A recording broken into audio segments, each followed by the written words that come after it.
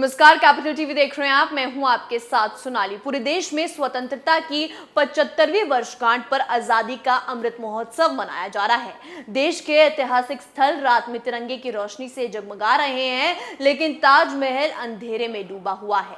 77 साल पहले रोशनी से जगमगाए ताजमहल की वो फोटो सबसे ज्यादा चर्चा में रही थी, लेकिन अब ऐसा क्या हुआ जो ताजमहल अंधेरे में डूबा रहेगा? इस रिपोर्ट में देखिए।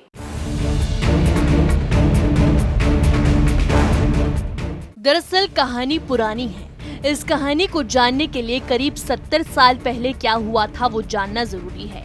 साल 1945 में दूसरे विश्व युद्ध के दौरान भारत के मित्र देशों के सामने जर्मनी की सेना ने आत्मसमर्पण किया था। उस दिन को विक्ट्री इन यूरोप डे के नाम से सेलिब्रेट किया गया था।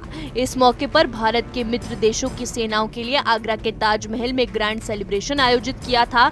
तब ताजमहल दूधिया रोशनी से जगमगा गया था।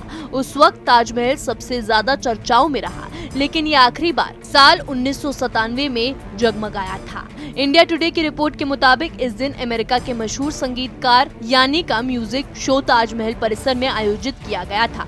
बड़ी संख्या में संगीत के कद्दान यहाँ इकट्ठा हुए थे। ताजमहल दूधिया रोशनी से नहाया था। उस वक्त ताज की रौनक देखते ही बनी थी, लेकिन उसके बाद कभी ताज के दीदार उस तरीके से नहीं हो सके, क्योंकि म्यूजिक शो के अगले दिन बड़ी संख्या में ताजमहल के चारों ओर कीट पतंगे मरे हुए पाए गए थे। इसके बाद एएसआई की टीम ने तय किया कि रात में ताजमहल को रोशन नहीं किया जाएगा। एएसआई की जांच के दौरान सामने आया कि कीट पतंगों के कारण ताजमहल के पत्थरों पर निशान पड़े मिले। लगातार ऐसे निशान पड़े तो ताजमहल की खूबसूरती पर बुरा असर पड़ेगा।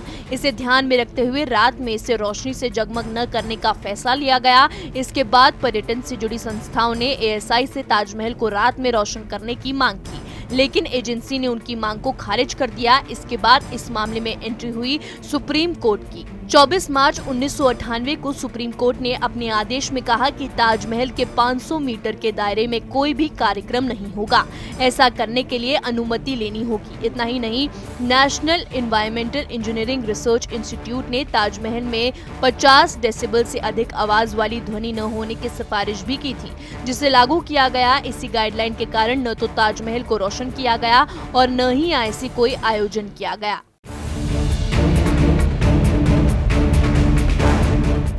इसमें कोई राजनीति नहीं है, कोई सियासत नहीं है, बस है तो देश की धरोहर को बचाने की कोशिश, जो सही भी है। दुनिया के अजूबों में शुमार ताजमहल दुनिया में अपनी खूबसूरती के लिए जाना जाता है। अगर उसी में दाग आ जाए तो सही नहीं होगा। इस रिपोर्ट में मेरे साथ इतना ही। तमाम खबरों के लिए देखते रहिए कैपिटल टीवी। नमस्कार।